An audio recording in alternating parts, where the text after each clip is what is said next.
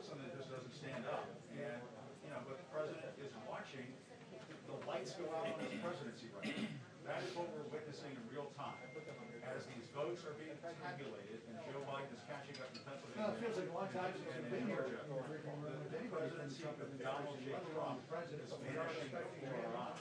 And there are limited options left in this campaign, limited options left for this president. We haven't seen a one-term president in some 28 years. George H.W. Bush, when he lost presidency, went out gracefully, became friends with Bill Clinton. Was that sort of a father-son relationship? Donald Trump is not like that right now.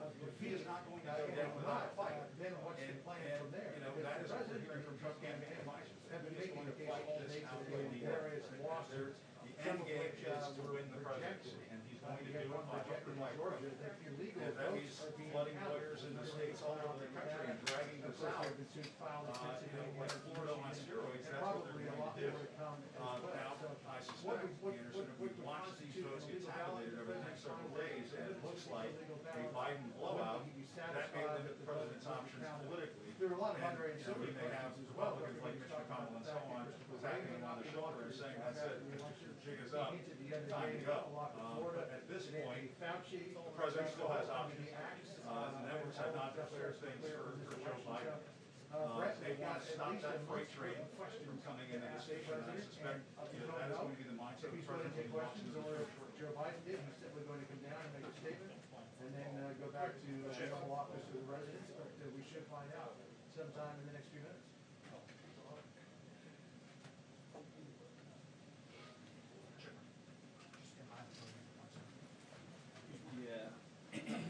They are still talking about this. I've talked to a couple of senior advisors who acknowledge that, this is, Wisconsin is not going to work out that margin.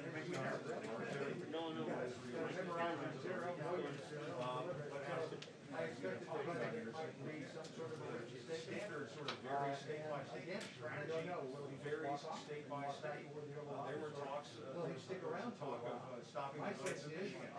Joe Biden is way ahead of Michigan. That doesn't work. And so they are, I think, reacting minute by minute, as we are reacting minute by minute, to what is a Biden presidency that is starting to come into shape, that is starting to come into the picture. And the president, I suspect, is very frustrated about this. Tweets, some in all caps, some in false and misleading. And he hates that. He wants to get around that. Coming out to the podium and having us take this on live television gives him a way of getting around those types of restrictions. And so I suppose, in addition to the presidential seal being slapped on that lectern behind me, there probably ought to be a Surgeon General. What you're about to hear from the President of the United States may not be in line with the facts, may be hazardous to your democracy, may be hazardous to the counting of the votes. I suspect that if the President comes out here, we're going to see a fair amount of bending of the truth. I just think we just all have to be prepared for that. You can tiptoe through the reality and dance around the truth here. We're going to say what we've seen the last 4 years. This President will lie and lie and lie. Okay. Struck 17 down in Wisconsin. I suspect I'm not sure in what world that when it goes out there. But that could potentially send a signal to voters that it's a lost cause. Okay, great. I'll tell you, I think that notion was overridden by the enthusiasm that the president generated on the campaign trail. I was at a rally in the closing days in Green Bay. There were thousands of people who were out there. The weather was cold, the weather was blustery, and they were still there. There were thousands of people in Omaha, Nebraska. There were thousands of people in Kenosha, Traverse City, Rochester, Minnesota. They limited it to 250 in the actual event, but there were thousands of people who were waiting outside just to show their support. So I'm not sure that this idea of suppression polls actually worked in the real world, but the president's got a case. I truly believe that the polling was so horribly inaccurate for the most part as it was in 2016. And I've said it to people on the campaign, talked to people on the campaign trail about this. And pollsters still have not figured out for the most part how to accurately read Trump voters. And well, they've had, unless he loses and runs again in 2024, they have a bigger chance to really figure it out.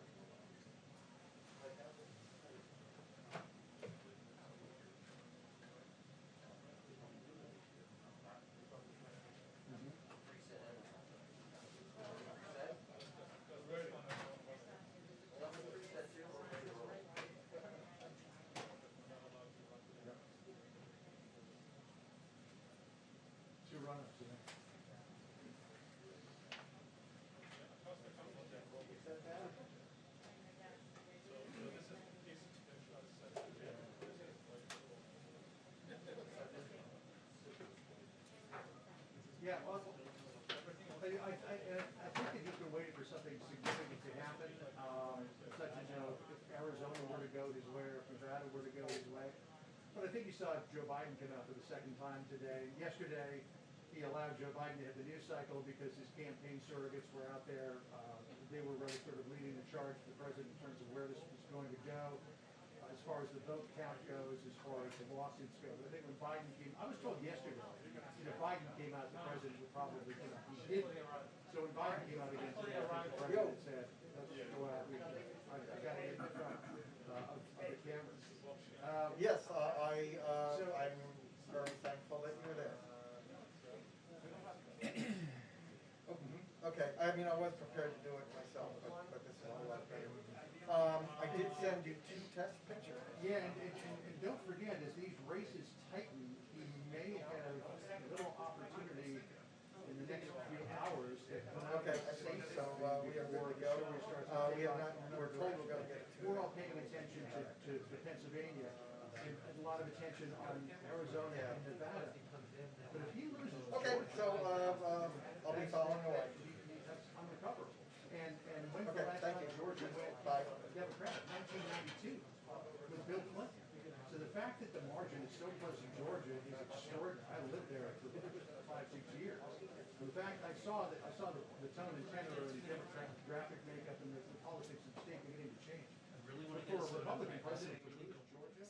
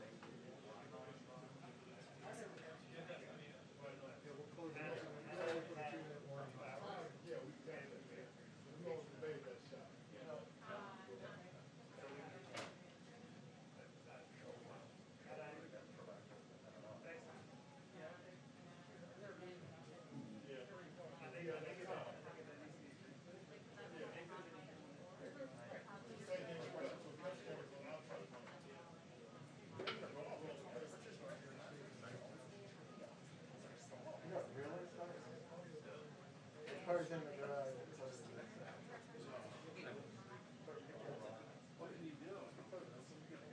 I've never parked in this one before, so I don't know how big it will be.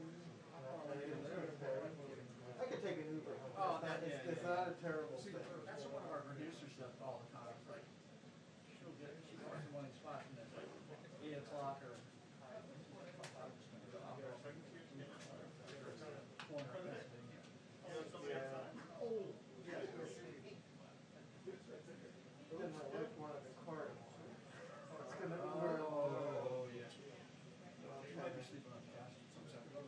Yeah, she's okay.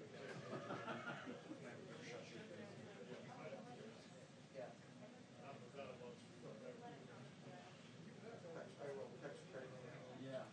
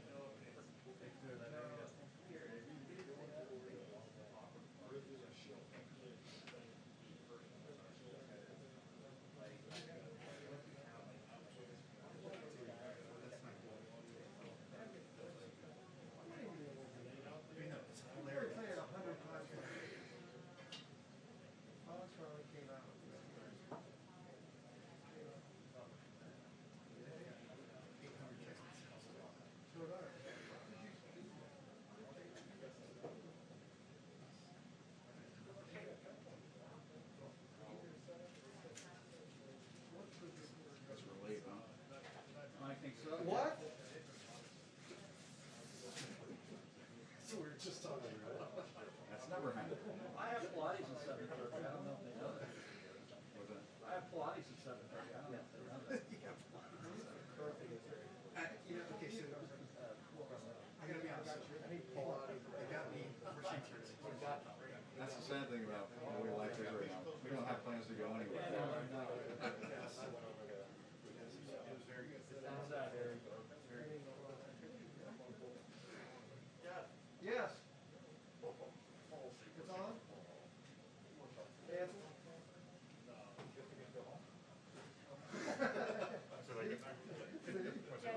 You're closer.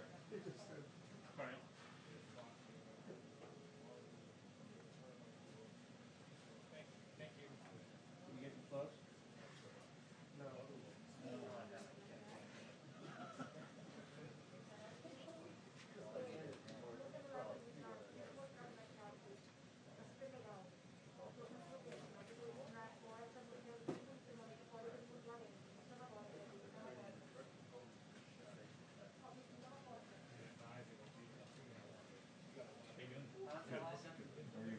They said they will give a 2-minute warning.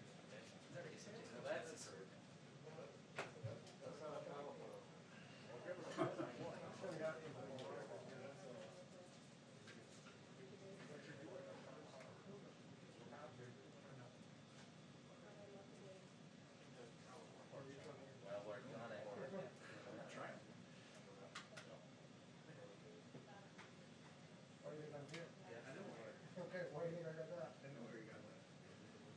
Well, we're gonna be here.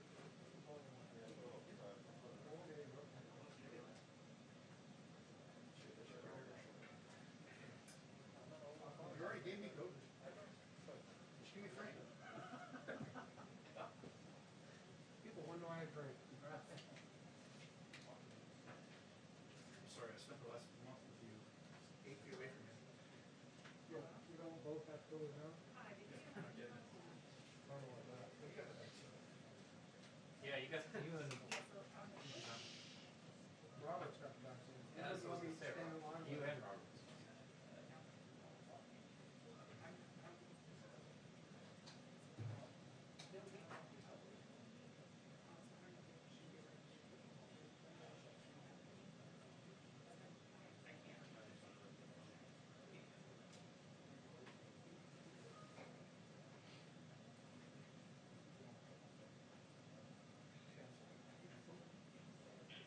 Two-minute warning. Reminder, if you do not have a seat in the briefing room, you are not allowed in the briefing. 2-minute warning, guys. 2-minute warning. 2-minute warning. Oh, yeah.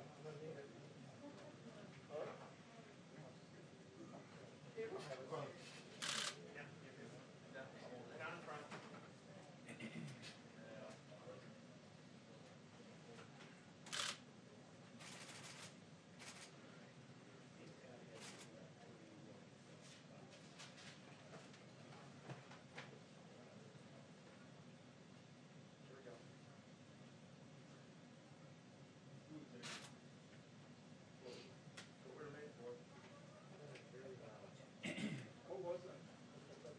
Somebody dropped something? I don't know.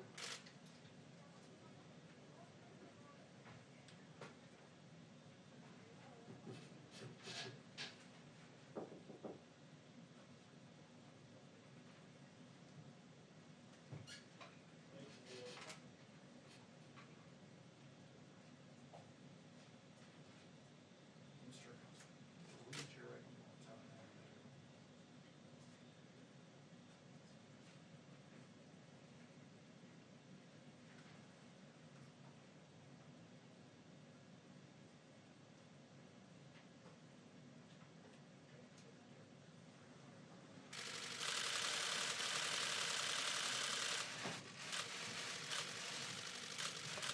Thank you very much. Thank you.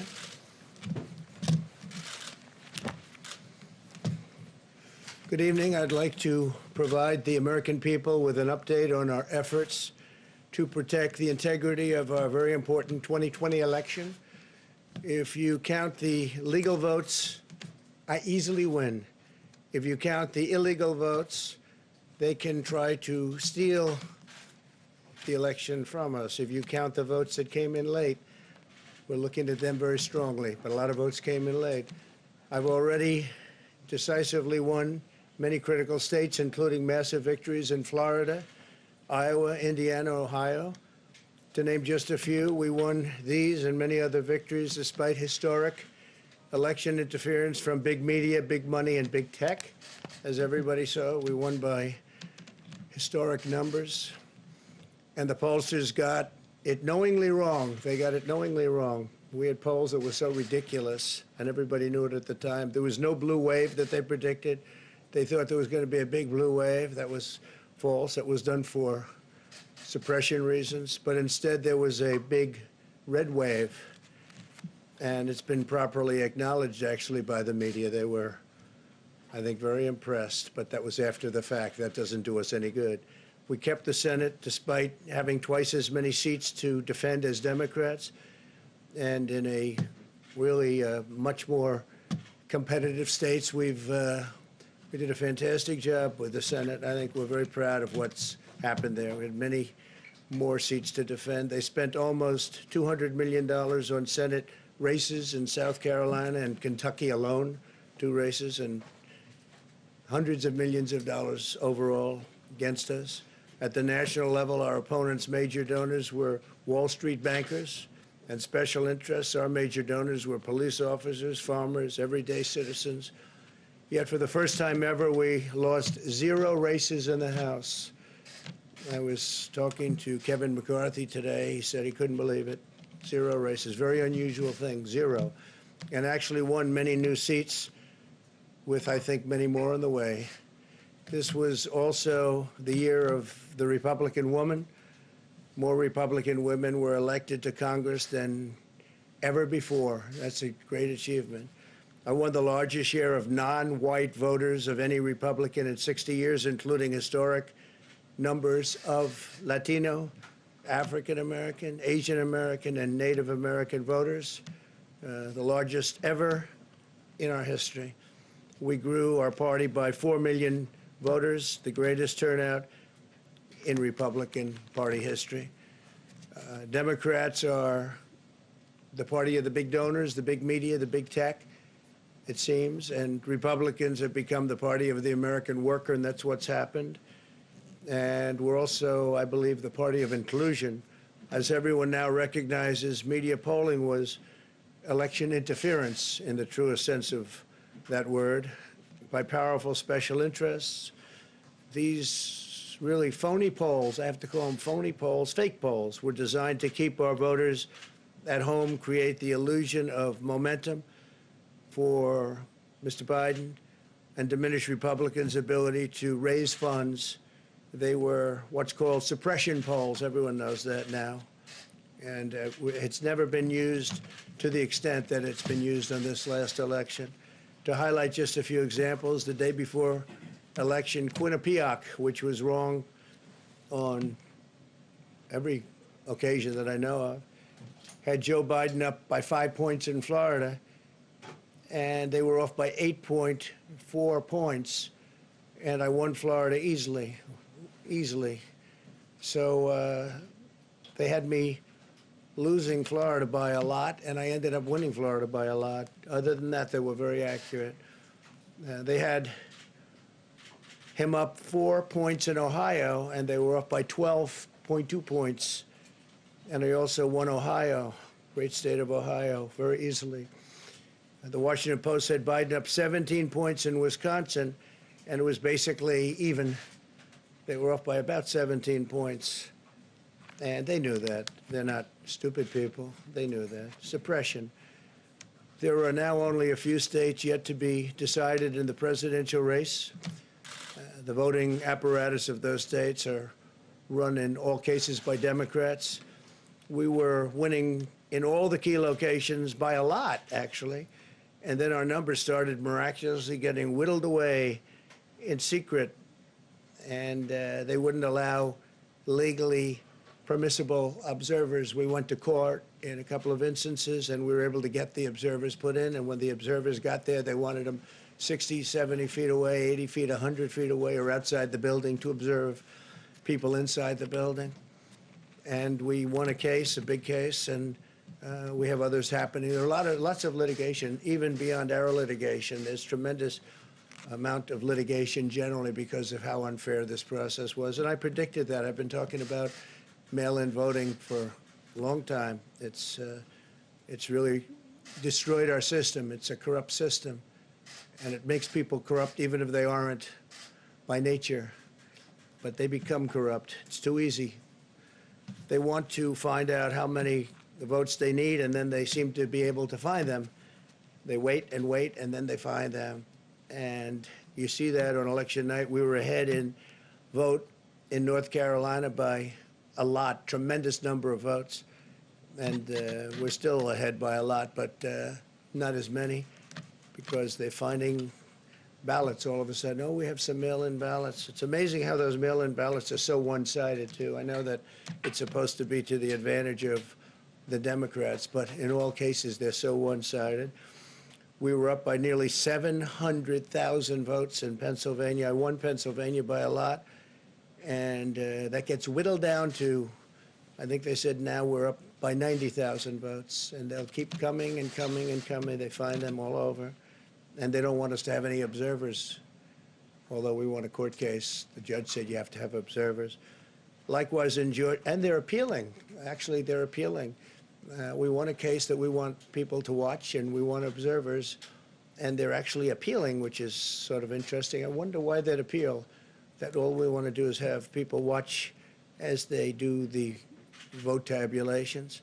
Likewise in Georgia, I won by a lot, with a lead of over getting close to 300,000 votes on election night in Georgia. And by the way, got whittled down, and now it's getting to be to a point where I'll go from winning by a lot to perhaps being even down a little bit. In Georgia, a pipe burst in a faraway location, totally unrelated to the location of what was happening, and they stopped counting for 4 hours, and a lot of things happened. The election apparatus in Georgia is run by Democrats. We also had margins of 300,000. In Michigan, we're way up in Michigan, won the state. And in Wisconsin, we did likewise fantastically well. And that got whittled down. In every case, they got whittled down. Today, we're on track to win Arizona. We only need to carry, I guess, 55% of the remaining vote, 55% margins, and that's a margin that we've significantly exceeded, so we'll see what happens with that, but we're on track to do okay in Arizona. Our goal is to defend the integrity of the election. We'll not allow the corruption to steal such an important election, or any election for that matter. And we can't allow anybody to silence our voters and manufacture results. I've been doing a lot of public things for a long time. I've never had anything that's been as inspirational, by people calling, talking, sending things to us. I've never seen such love and such affection and such spirit as I've seen for this. People know what's happening, and they see what's happening, and it's before their eyes. And there are many instances which will be reported very shortly. There's tremendous litigation going on, and this is a case where they're trying to steal an election. They're trying to rig an election, and we can't let that happen. Detroit and Philadelphia, known as two of the most corrupt political places anywhere in our country, easily cannot be responsible for engineering the outcome of a presidential race, a very important presidential race. In Pennsylvania, Democrats have gone to the state Supreme Court to try and ban our election observers, and very strongly. Now, we won the case, but they're going forward. They don't want anybody in there. They don't want anybody watching them as they count the ballots. And I can't imagine why. There's absolutely no legitimate reason why they would not want to have people watching this process, because if it's straight, they should be proud of it. Instead, they're trying, obviously, to commit fraud. There's no question about that. In Philadelphia, observers have been kept far away, very far away, so far that people are using binoculars to try and see, and there's been tremendous problems caused. They put paper on all of the windows so you can't see in, and the people that are banned are very unhappy and become somewhat violent.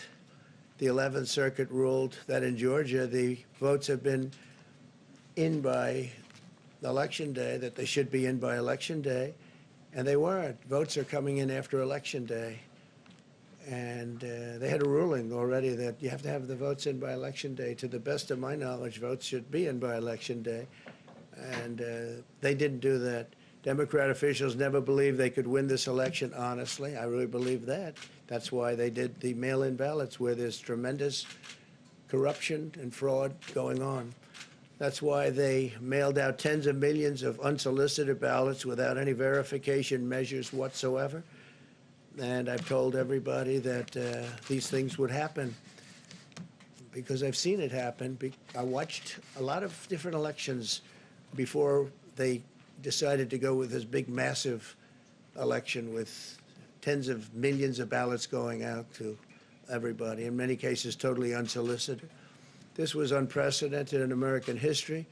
This was by design, despite years of claiming to care about the election security.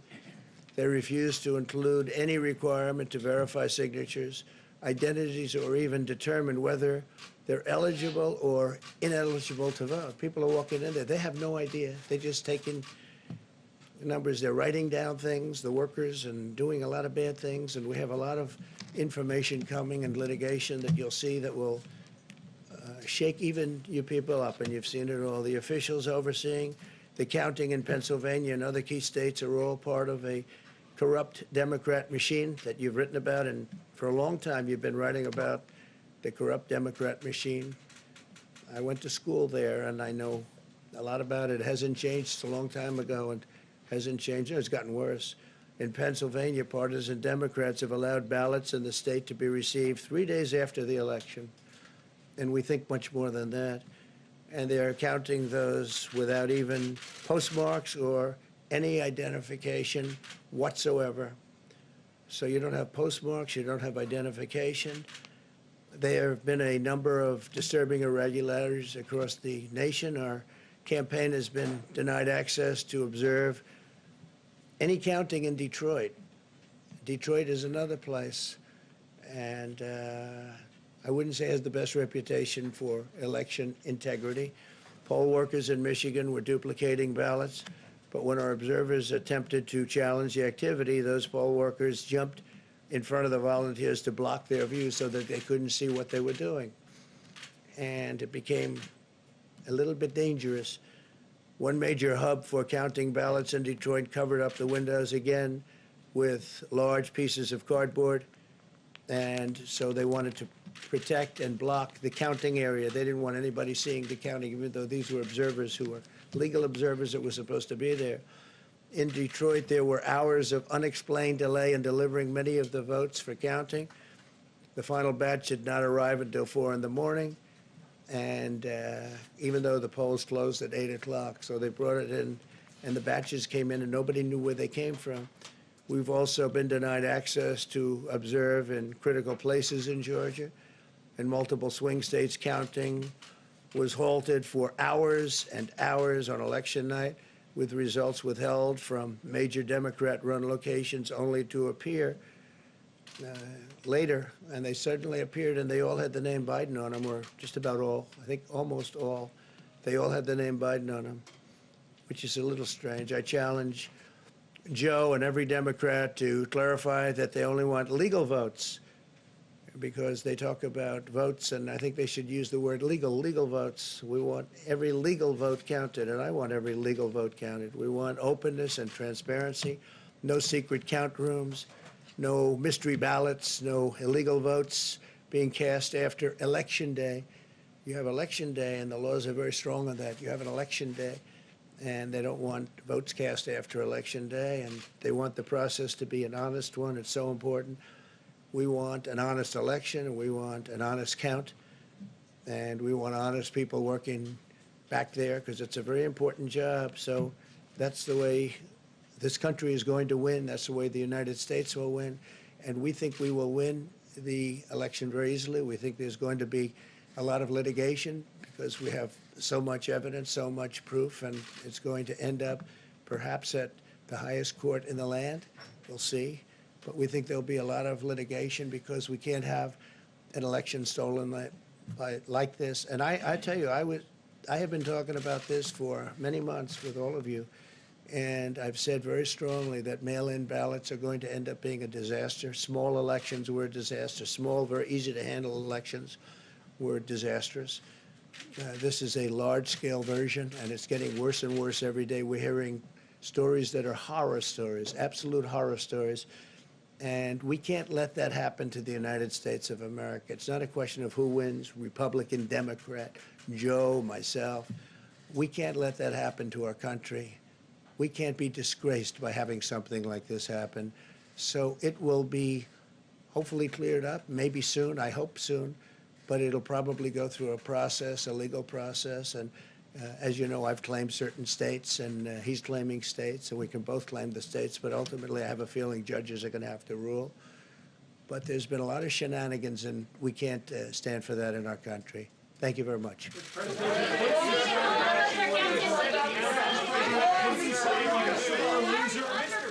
you being a sore loser? Haley, why is the president undercutting this process? Haley, are you here as press secretary or Trump advisor?